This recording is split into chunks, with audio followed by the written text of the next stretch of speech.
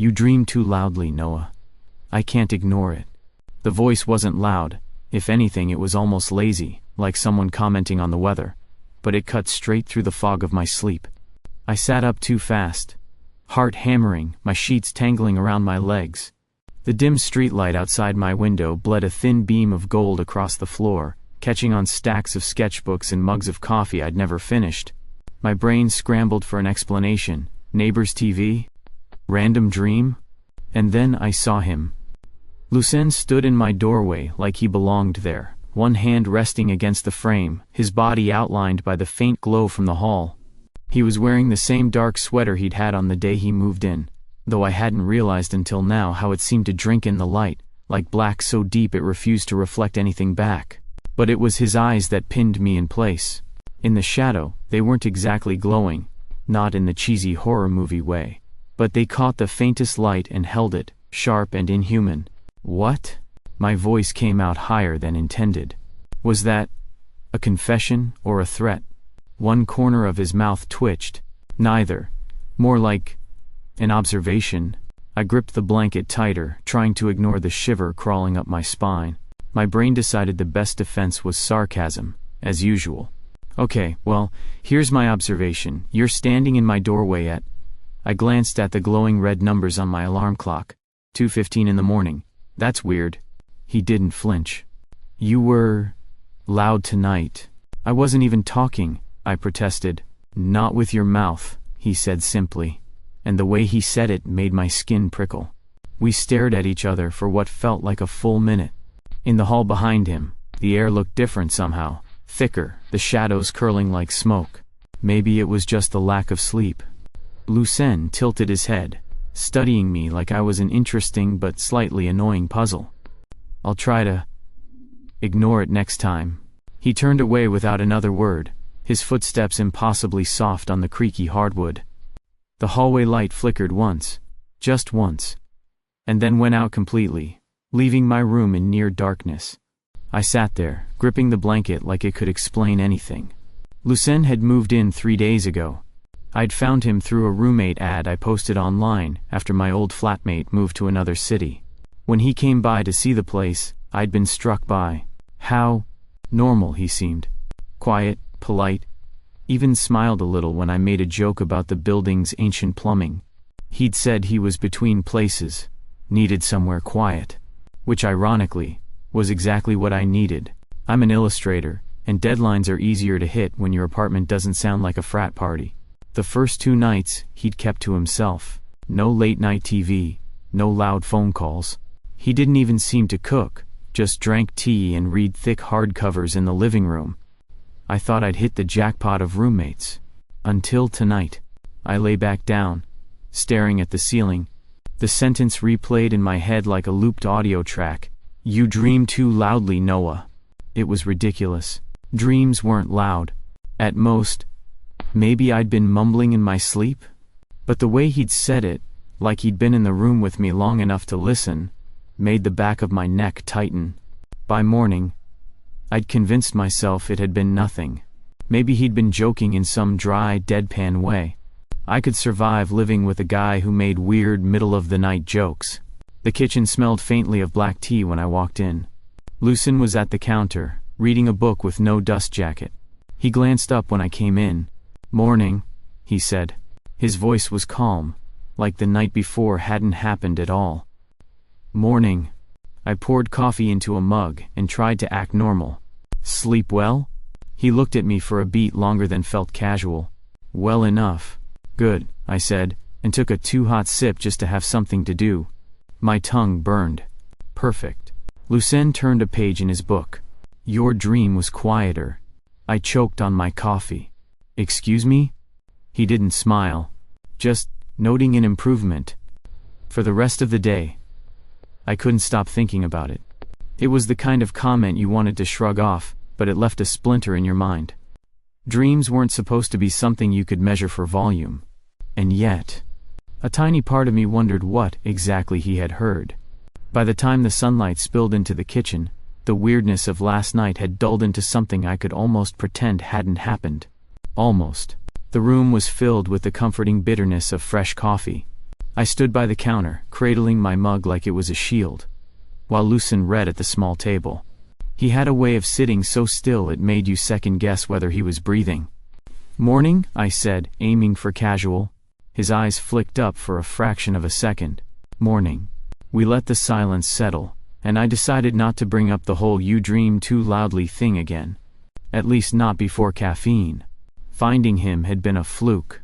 I'd posted a desperate ad online after my old flatmate decided to move across the country with his girlfriend, taking the rent balance and the blender with him. The responses to my ad had been varied. One guy asked if the building's fire escape could support his collection of rescue snakes. Another woman insisted on burning sage in every room daily, for the energies. I'd been ready to give up, and live off instant noodles in the dark, when Lucen walked into the cafe where I'd asked to meet. He'd been easy to spot. Tall, dark sweater, hair like ink, and that quiet sort of presence you notice before you realize you're noticing it. When I offered my hand, he shook it lightly, his skin cool against mine. "I need somewhere quiet," he'd said, voice smooth and even. "And I can pay in advance." Those were magic words. The rest of the conversation had been simple. Yes, he was tidy. No, he didn't host parties. He'd even smiled faintly when I made a joke about the plumbing that sounded like it was in pain. By the time we walked back to my building, I was already mentally picturing how much less ramen I'd have to eat with half the rent covered. The first few days were uneventful, eerily so. Lucen moved through the apartment like a ghost who didn't believe in startling people. I'd catch glimpses of him slipping past the kitchen doorway, or hear the faintest creak from the floorboards, only to find the room empty when I looked up. He slept most of the day, curtains in his room drawn so tightly I wondered if he'd stapled them shut. At night though, I'd hear the faint shuffle of pages turning or the quiet clink of a teacup. Sometimes I'd smell that same faint hint of black tea drifting down the hall, long after midnight. When I offered him space in the fridge, he declined. "I won't need it," he said simply. And he didn't. I never saw him cook, never saw him even reach for the milk. The only belongings he'd brought were a single large suitcase and a stack of books with cracked leather covers. No phone charger, no laptop, no messy pile of mail. Just essentials, I guessed. I'd joked about it one evening while he was arranging the books on the narrow shelf in his room. "So, minimalist or just allergic to furniture?" He glanced at me. "Minimalist, I suppose." "Right. A vampire minimalist," I said, grinning. Something flickered in his expression. Amusement, maybe. But it was gone before I could be sure. Despite the strangeness, I found myself liking him. Not in a let's braid each other's hair way, but in the way you like someone who doesn't take up too much space in your life yet somehow doesn't make it emptier. He was quiet without being cold, polite without feeling fake. There were moments, small ones, when I thought I caught him watching me. Not in a creepy way, but like he was studying something only he could see. When I asked if I had coffee on my shirt, he just said no and went back to his book. By the end of that first week, the apartment felt different.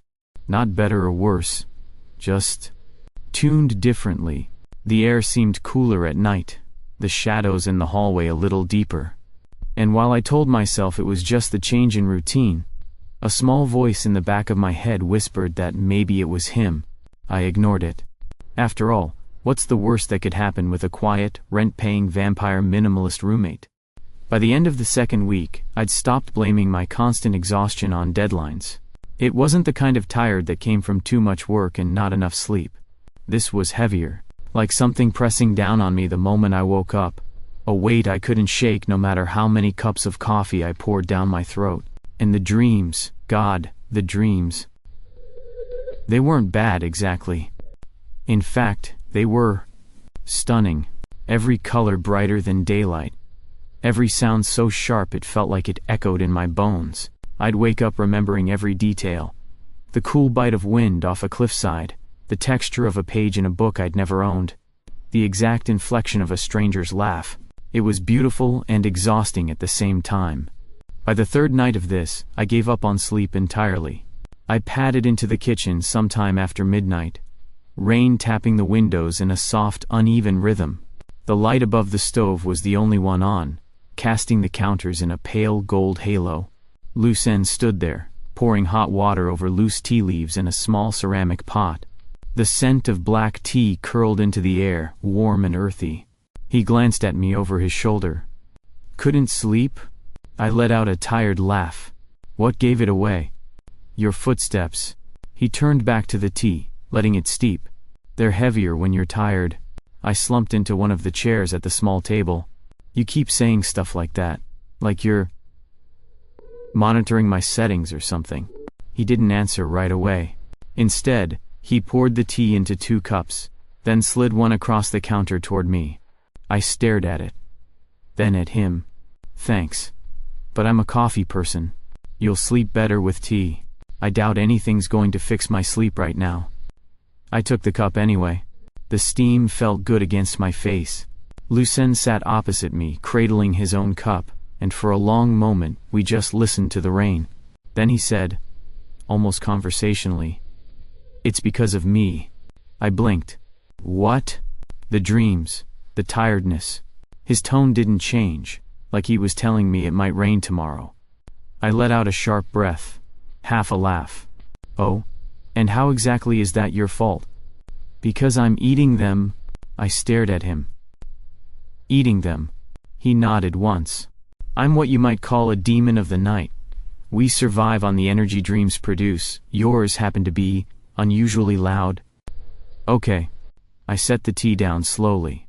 "I'm just going to circle back to the demon part, because that seems like it should have come up in the roommate interview. I don't usually disclose it. Most people can't tell." "Right. Because most people don't." I cut myself off, searching for something that made sense. "Don't hear dreams?" "Exactly. Most are faint, like whispers behind a wall." "Yours?" His eyes caught the light for a moment. That same inhuman glint I'd seen the night he'd woken me. "Yours are like standing in the middle of a symphony." I laughed, because the alternative was letting the hair on my arms stand on end. "Well, great. I've always wanted to be someone's background music." "It's not background," he said quietly. "It's vivid, wild, unrestrained." I've never heard anything like it. Something in his voice made my throat go dry. This wasn't flattery. It sounded almost reverent. I leaned back, trying to mask the way my pulse had picked up. "So you're saying you've been, what, snacking on my subconscious every night?" "Yes." No hesitation, though I try not to take more than you can spare. "That's comforting." He studied me, over the rim of his cup. "If it's too much, I can move out." I froze. The obvious answer, the sane answer, was yes please, leave my dreams alone. But the words caught in my throat. The truth was, I didn't want him gone.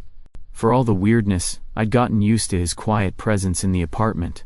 And part of me, against all logic, wanted to know what he'd say next. "No," I heard myself say. "You're fine. I mean, it's weird, but fine." Something flickered in his expression. Not quite a smile, more like a softening, a small release of tension I hadn't realized was there. "Then I'll stay." We drank our tea in silence, the rain filling in the spaces between us. And though every rational part of me was screaming that I should be alarmed, what I felt instead was an odd, steady pull.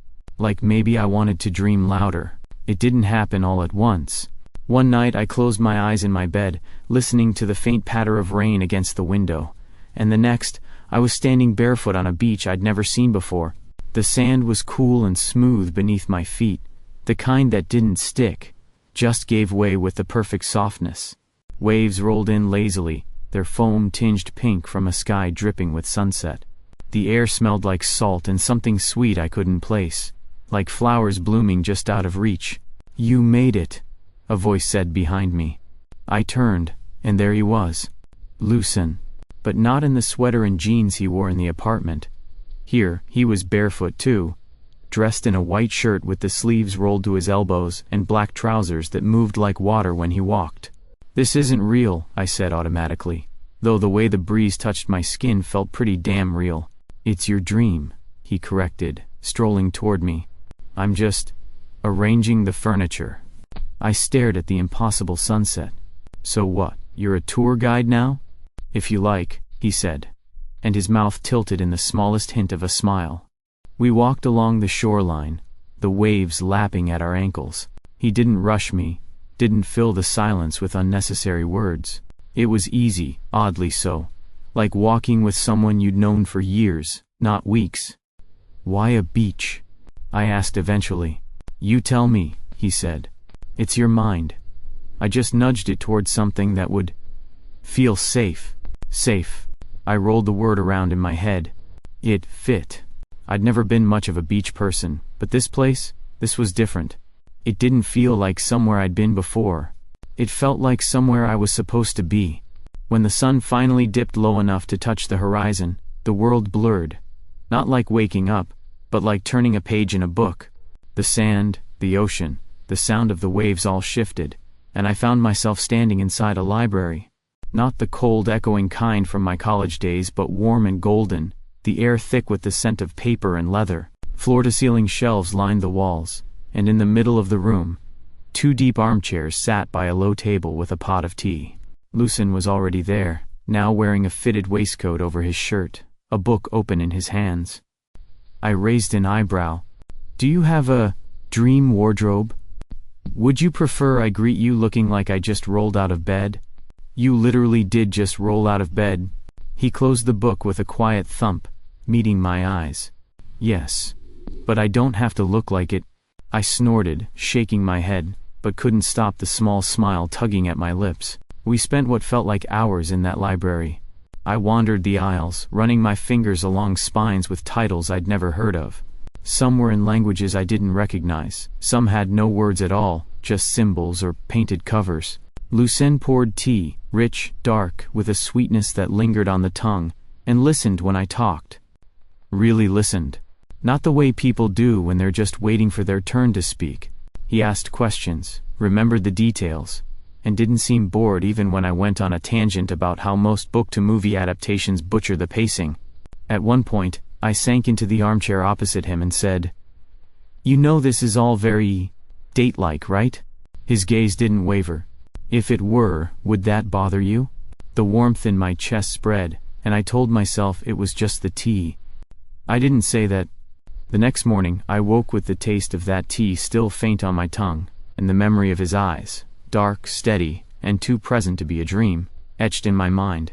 The visits became regular. I didn't know if he was inviting me in, or if I was drifting there on my own.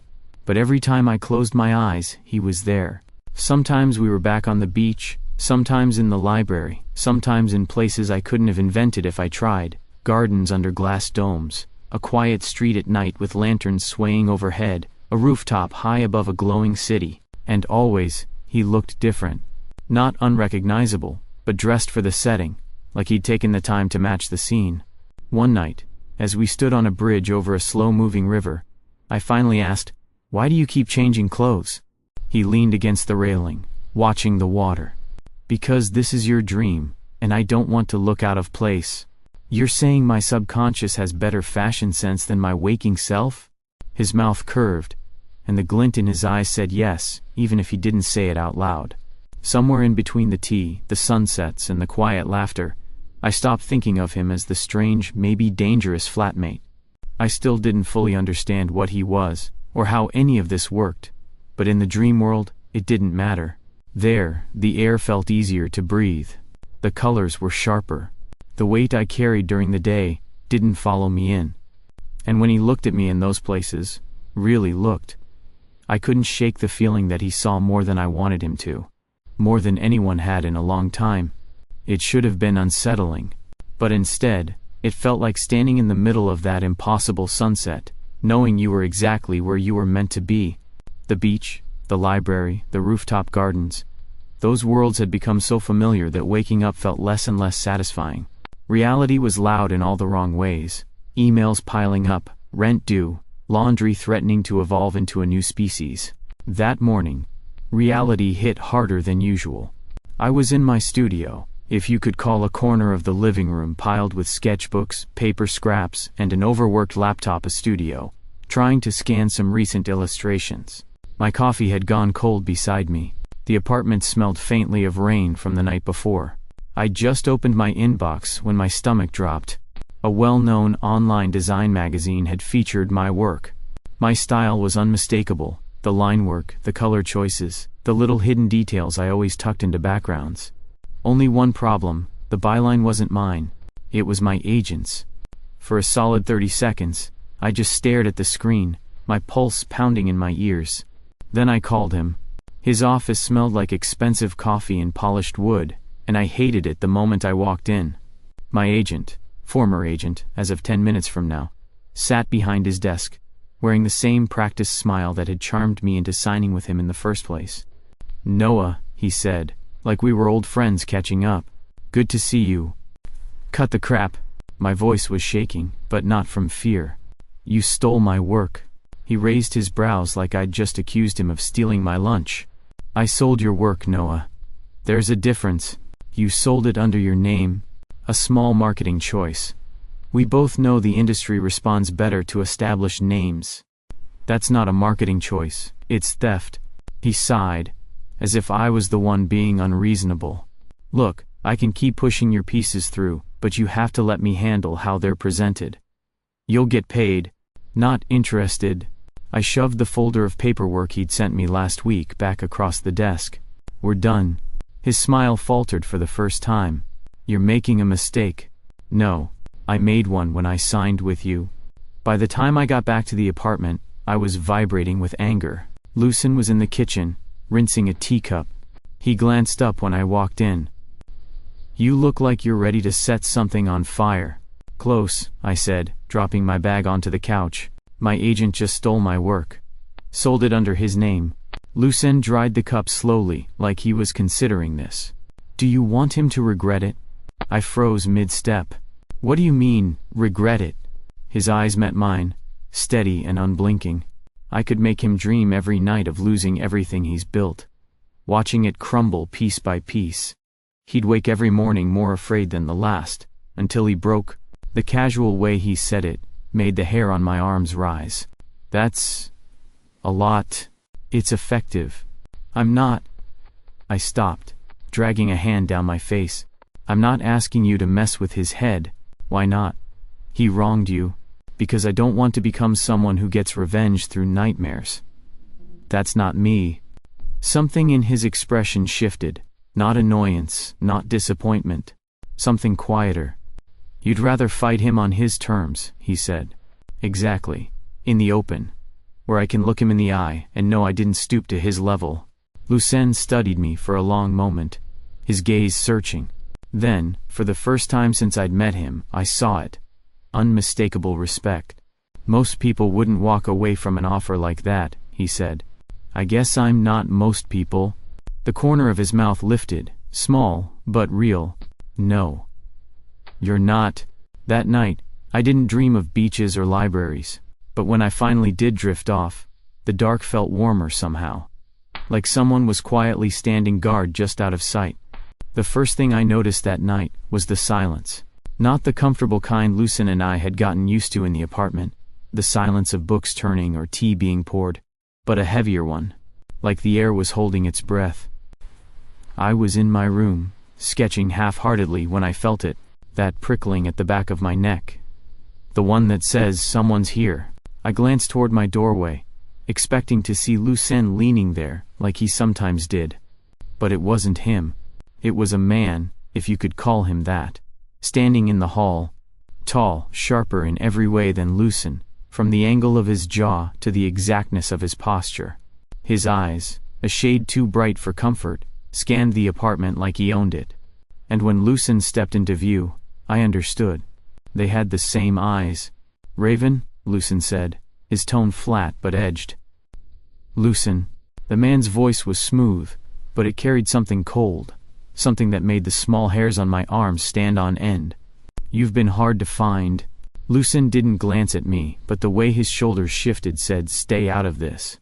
Still, I stayed in the shadow of my doorway, pretending to be part of the furniture. "You've been looking for me," Lucen said evenly. "Why?" Raven's gaze slid past him, toward the living room, as if he could see the invisible thread between us. "You've tethered yourself to a mortal." Lucen's jaw tightened. "He's not your concern. He is if he's making you weaker." My stomach dropped. They spoke in low voices, but the words hit me like stones. You know how this works, Raven continued. The longer you stay tied to one source, the more dependent you become. And if that source is compromised... He let the sentence hang, sharp as broken glass. I'm aware, Lucen said. Then end it. Before you end yourself. Something in the room shifted, a tension crackling between them like static. Lucen didn't move, but I could feel the weight in the air, two forces locked in a silent standoff. Finally, Raven took a step closer, lowering his voice to something I could barely hear. I won't watch you waste away for the sake of sentiment. Lucen's reply was quiet, almost dangerous. You've always mistaken connection for weakness. And you've always mistaken weakness for love, Raven said. Before I could fully process that, Lucen moved, past him, past the hall, out the front door without so much as a look in my direction. Raven followed, an instinct, or maybe something stupider, pulled me after them. The street outside was empty, the only light coming from the flickering glow of old lampposts. The night air was cool, carrying the faint smell of rain-soaked concrete. They stood a few paces apart, two silhouettes carved against the streetlight. This will not end well for you, Raven said. You know that? Maybe not, Lucen replied. But that's mine to decide. You think you're protecting him, Raven said, his voice dropping. But you're chaining yourself to an anchor. When he's gone, and he will be, you'll have nothing left. Lucen's silence was an answer in itself.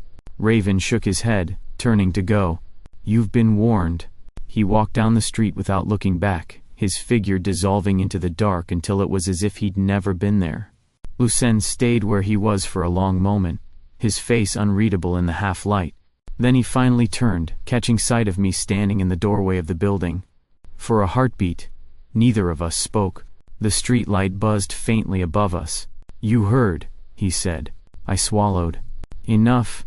His gaze searched mine, and I hated the flicker of something almost vulnerable there. Then you know it's not simple. The air between us felt heavy, and for the first time since I'd met him, I understood, really understood, that whatever this was, it wasn't going to last forever, and the thought of that felt like the tide pulling out from under me. The day after Raven showed up, I couldn't focus on anything.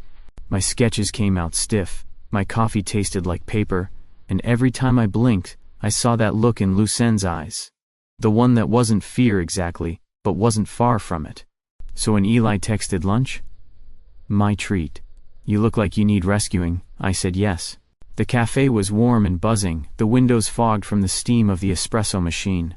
Eli was already at a table by the window, his hair a mess in that artfully careless way I knew was intentional. Wow, he said as I sat down. You look like you've been losing sleep. I gave him a flat look. Thanks. That's exactly the pep talk I needed. He leaned forward, studying me. I'm serious, Noah. You've got shadows under your eyes, and... His gaze sharpened. Is this about your new roommate? I busied myself with the menu. Why would it be? Because you haven't shut up about him for weeks. And because... Eli hesitated. I've seen him. I looked up sharply. When? A few days ago. I came by to drop off your sketchpad. He was in the hallway. Tall, dark, looked like he could kill someone with a stare. That's just how he looks, I said automatically. Then realized how defensive I sounded. Eli's eyes narrowed. Noah, I know you. And I know when you're caught up in something that's not good for you. I laughed, but it came out too thin. You think I'm caught up in him? I think you're more than caught up. He leaned back, exhaling. I'm in love with you, Noah. I have been for a while. And I don't want to watch you throw yourself at someone who... Stop. My stomach twisted. Eli. No. Listen to me. There's something off about him. I can feel it. And I think he's dangerous. The words hit harder than I expected. Not because they were new. People always thought quiet, strange types were dangerous. But because they echoed exactly what Raven had said. I appreciate your concern, I said carefully. But Lucen isn't... I could talk to him. Eli interrupted. Tell him to back off. Or better yet, tell him to find another place to live. I stared at him. You'd kick my roommate out without even knowing him? If it keeps you safe? Yeah. The cafe noise seemed to fade around us. Do you even hear yourself? This isn't about my safety, Eli. It's about you not liking that I care about him. His jaw tightened. Because I know what I'm looking at, Noah. People like that. They take. And when they're done, you're just empty. The ugly part was that a piece of me wondered if he was right. But the rest of me burned with anger. Lucen isn't what you think, I said, my voice low. And you don't get to decide who I live with, or who I stopped before the next word could leave my mouth. Eli's expression flickered, just for a second. Guess I have my answer. I pushed back from the table. Yeah. I guess you do. By the time I stepped out into the cool air, my chest felt tight. I hated fighting with him. I hated the way my thoughts spun between guilt, anger, and the faint, unwelcome echo of his warning. And more than anything, I hated that the doubt had already started to creep in. The apartment felt wrong without him. It wasn't just that Lucen wasn't there. It was the absence of him. The air didn't have that faint coolness it carried when he was around. The shadows in the hallway were just shadows, not something that might shift when you weren't looking. Even the silence was different. Flat and heavy. Like it had been drained of all its depth. He'd left without a word. One morning, his books were still lined up on his shelf, his teacup still on the counter. By night, the teacup was gone. The first night he was gone, I told myself it was nothing. He'd been out late before. He'd come back. By the third night, the lie stopped working. The dreams went first. They didn't disappear entirely, but they dulled. Muted colors, muffled sounds. Like someone had stuffed cotton between me and the world. The beach was just sand and water now, pale and cold.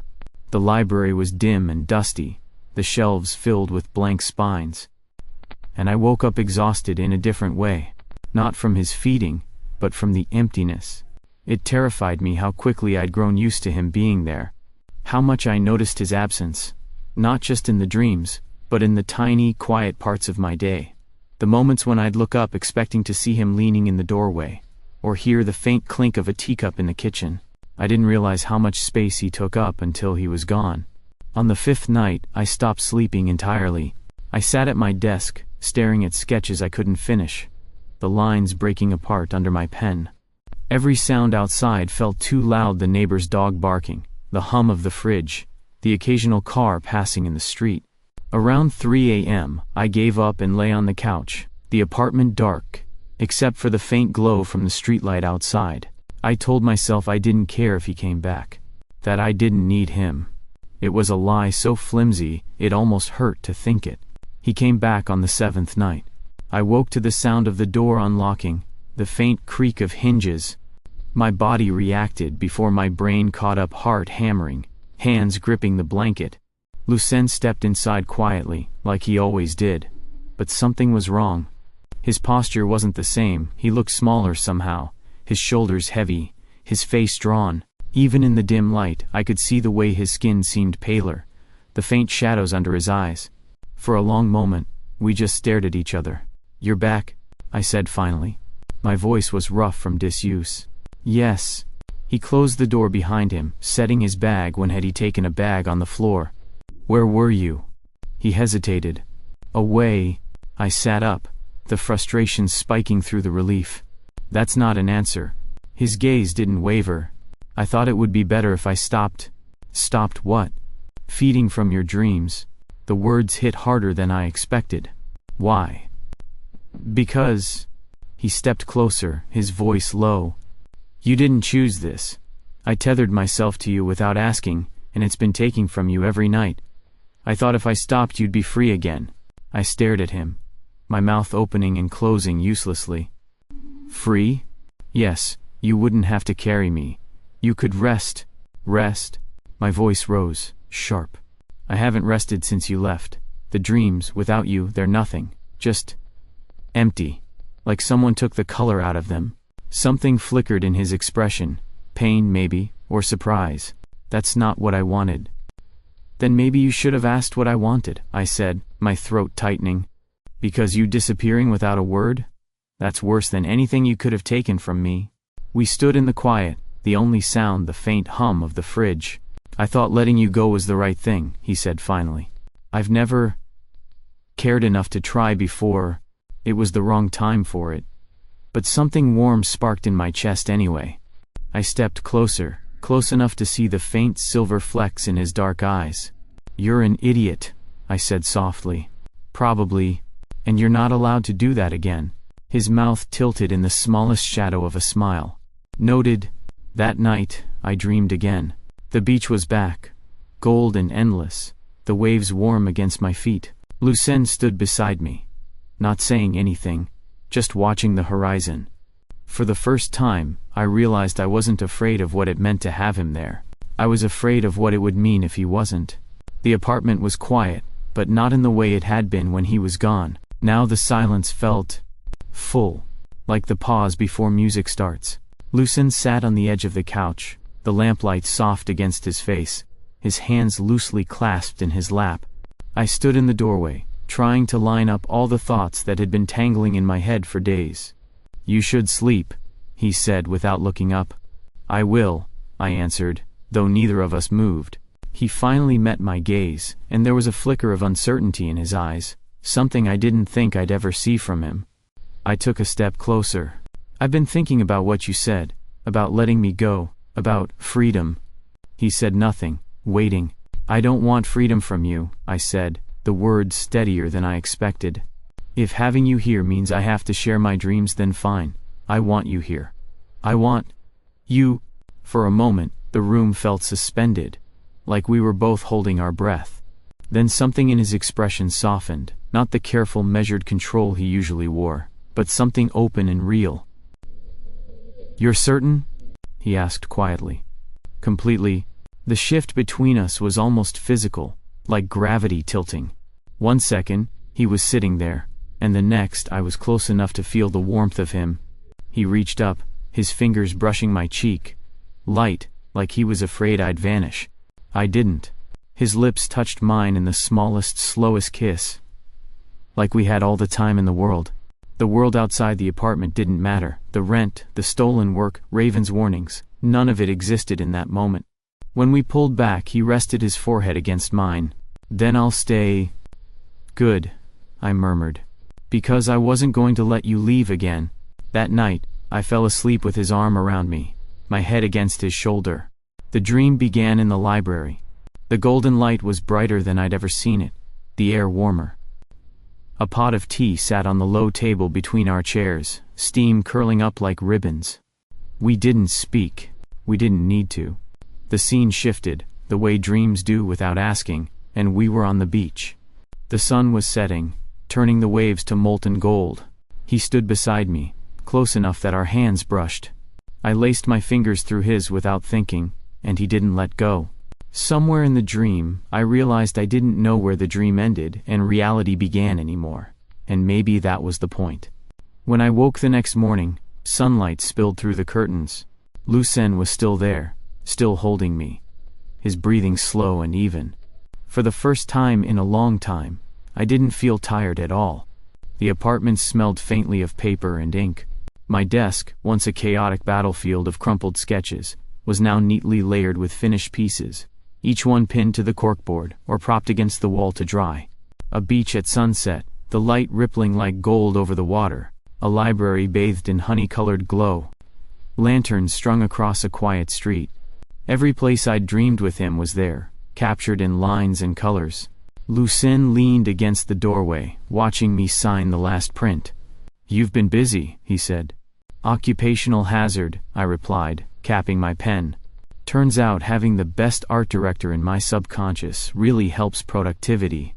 "Art director," he repeated, lips curving slightly. "Is that what I am?" "Among other things."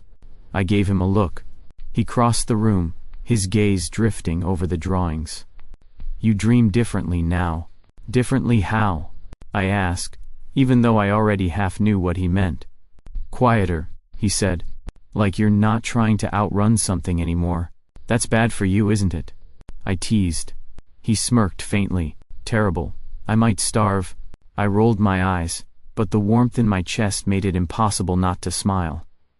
Later, we lay in bed, the soft hum of the city barely audible through the window. I was stretched out on my side, sketchbook still open beside me, his arm draped over my waist. "You're not going to fall asleep with that in your hand, are you?" he murmured, nodding at the pencil I'd been holding a moment ago. "Maybe," I said. "Could be interesting to see what kind of dreams I get mid-doodle." He shifted closer, his voice low. "You know I'll be there either way." "I know." The light from the bedside lamp cast a soft circle around us. My eyelids felt heavy, but in that warm drifting space between awake and asleep, I realized something. I wasn't afraid anymore. Not of the dreams, not of what he was, not of what it meant to share something so strange and impossible. Lucen reached over and switched off the lamp. Darkness wrapped around us, not empty but full, like a held breath, like the moment just before you step into some place you already know will feel like home. "Good night, Noah," he said. "Good night," I murmured, "and let the dream take me."